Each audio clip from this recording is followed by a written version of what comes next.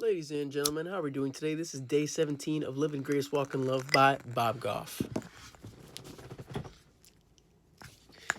Day 17, chapter 17 says, where we see holes we've dug, God sees foundations he's making.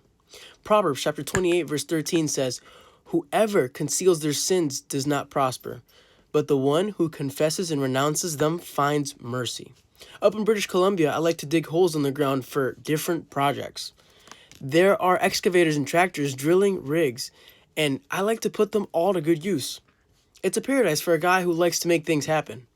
I built a chapel and a barn, and we blazed some new trails to the mountaintops.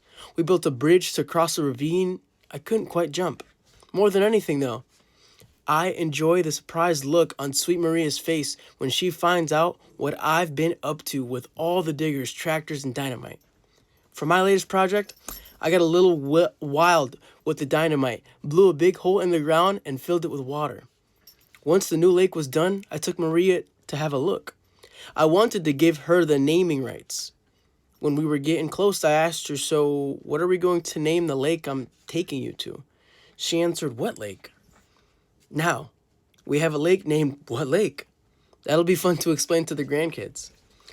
God does that with all the holes we make in our lives. We think we've blown it again, but he points them to us and says, this will make a great spot to pour out my love. Sometimes he makes lakes for us to dive in, and other times he makes foundations for building our character on. No matter what, God finds us in the holes we've dug for ourselves. Where we see our failures, God sees foundations he's making. The question we ask you to sit with for 3 minutes at the end of the chapter says, what hole do you have in your life that God can use to build deeper character in you?